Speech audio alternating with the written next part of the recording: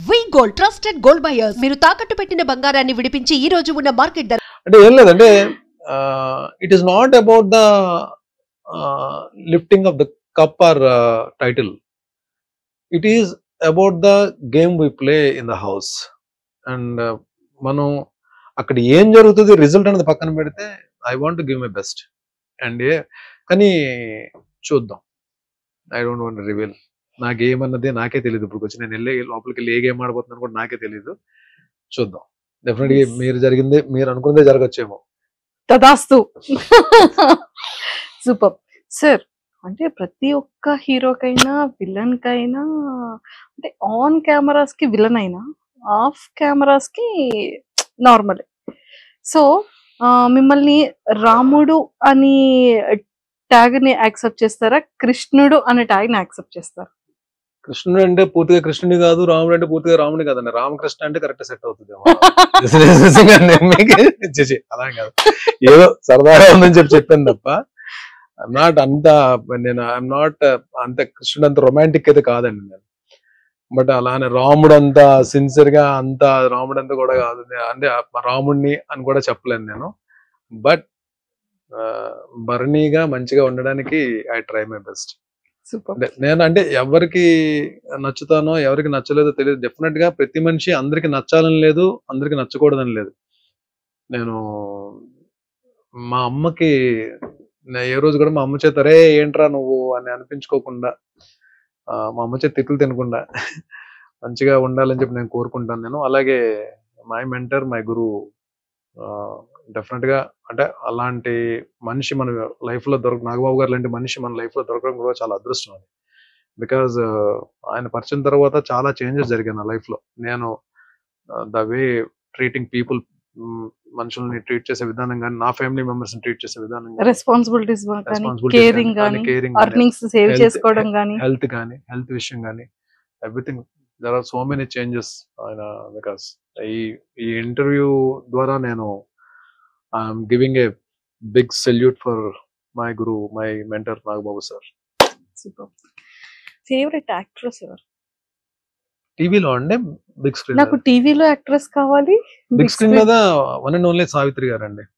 అంటే శ్రీదేవి గారు అంటే చాలా ఇష్టం నాకు, అంటే ఆవిడ చేసిన పెర్ఫార్మెన్స్ చాలా ఇష్టం. బట్ సావిత్రి గారు అంటే నేను పాత సినిమాలన్నీ నేను అదే మాయాబజార్ అయితే ఎన్నిసార్లు చూసుంటాను నేను. అసలు ఆ episode, last episode, marriage episode అయితే ఏమి ఆర్టిస్ట్ అండి బాబు ఆవిడ, బాబోయ్.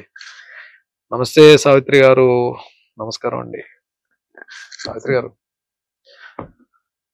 వాణిశ్రీ గారు అంటే ఒక్కొక్క తరం అది. అంటే ఆవిడ ఎంత పెద్ద మంచి ఆర్టిస్ట్ వాణిశ్రీ గారు. టీవీకి వస్తే మాత్రం నేను టాప్ దీంట్లో ఉండేది నేను. I just love to work and I respect హరిత గారు. The try to grab the attention of the audience.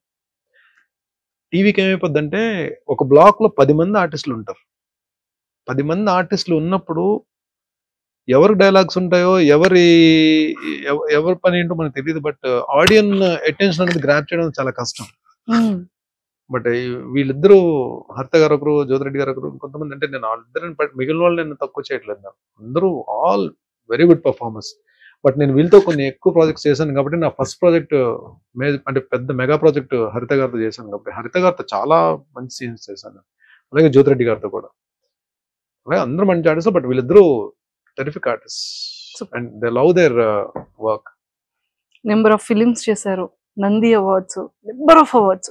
ఒక ఫిలిం లో ఏమైనా మీకు ఇష్టమైన కొన్ని డైలాగ్స్ మా కోసం? మూవీస్ లో పెద్ద డైలాగ్స్ నేను అంటే సీరియల్ స్రవంతిలో చెప్తా. అమ్మాయిని కాఫీ పెట్టమంటాను. లోపలికి వెళ్ళిన తర్వాత లోపలికి వెళ్ళి ఆ లైటర్ కొట్టే ప్రాసెస్ లోనే అమ్మాయికి చిన్న డౌట్ వస్తుంది, ఆగుతుంది. కిచెన్ లో మొత్తం గ్యాస్ స్మెల్ వస్తుంటది. వీడు ఆల్రెడీ గ్యాస్ ఓపెన్ చేస్తాడు, గ్యాస్ మొత్తం లీక్ అయిపోయింది. అమ్మాయి లైటర్ కొడితే బ్లాస్ట్ అయిపోద్ది. సో డౌట్ వచ్చి ఆపుతుంది. డౌట్ వచ్చి ఆపితే ఈడేం చేస్తాడు, ఒక్కొక్క డోర్ క్లోజ్ చేసేస్తాడు. మొత్తం డోర్లన్నీ క్లోజ్ చేస్తే వద్దు నన్ను చంపొద్దంటే మొత్తం డోర్స్ అన్ని క్లోజ్ చేసి బయట నుంచి వచ్చి కిటికీ దగ్గర వస్తాడు. విండో ఓపెన్ చేస్తాడు. విండో బయట వీడు ఉంటాడు, కిచెన్ లో అమ్మాయి ఉంటుంది, గ్యాస్ మొత్తం ఉంటుంది. అమ్మాయి దండం పెడుతుంటది, వద్దు నన్ను చంపొద్దు, నేను మా ఇంటికి వెళ్ళిపోతాను, కావాలంటే నన్ను చంపొద్దు, మా అమ్మ నాన్న చాలా బాధపడుతుంది. వీడు అగ్గిపుల్లు కొట్టి అలా పెడతాడు కిటికీ దగ్గర, లోపలికి వేస్తే బ్లాస్ట్ చచ్చిపోతుంది లోపల. అగ్గిపుల్ అలా పెడతాడు, ఎపిసోడ్ బ్యాంగ్ అండి. అయ్యో వేసారా Episode వేయలేదా? ఏంటి Next- పరిస్థితి? నెక్స్ట్ ఎపిసోడ్ వచ్చి కూర్చుంటే ఊతాడు అగ్గిపుల్, ఊది పడేసి వెళ్ళి డోర్ తెస్తాడు. భయపడ్డావు కదా స్రవంతి, నువ్వు భయపడ్డమే నాకు కావాలి. స్రవంతి, ఎవరికి తెలియని ఒక గమ్మత్తైన విషయం నీకు మాత్రం చెప్తాను, నీ మనసులో పదిలంగా ఉంచుకో. You take Mother's Day. తల్లే ప్రత్యక్ష దైవం అంటారు. అలాంటి తల్లిని దైవంగా చూసే వాళ్ళు ఎంతమంది ఉన్నారు స్రవంతి? లేరే. Then there is no meaning of mother's day. You take father's day. Sravanthi, ఇప్పుడున్న ఈ జనజీవన స్రవంతిలో ఎవరికి తండ్రో ఖచ్చితంగా చెప్పలేం కదా. కొంచెం వినడానికి బాధగానే ఉంటుంది, కానీ అదే నిజం. Then there is no meaning of father's day. You take friendship day. ఏ స్వార్థం లేకుండా జీవితాంతం మనతో పాటు నడిచేవాడే నిజమైన స్నేహితుడు అంటారు. అలాంటి స్నేహితులు ఎంతమంది ఉన్నారు స్రవంతి? లేరే. Then there is no meaning of friendship day. You take independence day. Sravanthi, ఈ దేశానికి స్వాతంత్రం తేవడానికి ఎంతో మంది ప్రాణాలు అర్పించారు. అలాంటి దేశం కోసం ఇప్పుడు ప్రాణాలు ఇవ్వడానికి ఎంతమంది సిద్ధంగా ఉన్నారు? లేరే. ఉదయాన్నే లేచామా, జెండా ఎగరేసాం, చాక్లెట్ తిన్నామా, అయిపోయి ఇదా. Then there is no meaning of Independence day.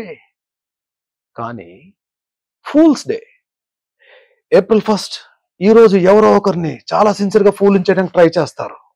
ఈరోజు ఏప్రిల్ ఫూల్. అలా చూస్తావేంటి స్రవంతి? ఏ నీ చూపు భాష నాకు అర్థమైందిలే. Super sir. అంటే అలా ఉంటే అది ఫ్లో కూడా భలే ఉండేది.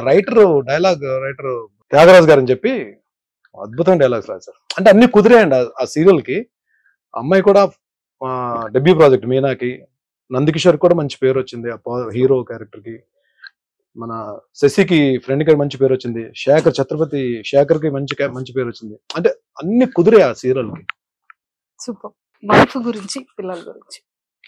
నేను మ్యాన్రికం చేసుకున్నానండి. అంటే అమ్మ తమ్ముడు కూతుర్ని. అమ్మాయి BSc computers graduate, house wife, very good wife. అంటే నాలాంటి పోరంబోకుడికి దొరికిన ఒక మంచి పద్ధతైన ఇల్లాలు. భర్తే ప్రాణంగా, పిల్లలే ప్రాణంగా ఉండే ఒక వైఫ్. ఇంకంతకు మించి నేను ఏం చెప్పగలను? ఆ అమ్మాయికి మంచి జరిగిందో నాకు మంచి జరిగిందో పెళ్లి చేసుకోవడంలో ఆలోచిస్తే ఒక రకం నాకే మంచి జరిగింది అనమాట. లేదంటే వేరే అమ్మాయి అయితే నన్ను, అంటే నేను చేసిన పనులకి, ఈ ఫైనాన్షియల్ ఇండిసిప్లిన్ కి ఇవన్నీ ఉన్నాయి కదా నా లైఫ్ లో, వేరే వాళ్ళైతే కొంచెం ఇబ్బంది పడేవారు. బట్ దీనన్నిటికీ నిలబడింది, తీసుకొచ్చింది. బట్ కిడ్స్ నా పిల్లలిద్దరు కూడా బాగా చదువుకున్నారు, వాళ్ళు బాగా సెటిల్ అయ్యారు లైఫ్ లో. మ్యారేజెస్ ఇంకా టైం ఉంది కదా.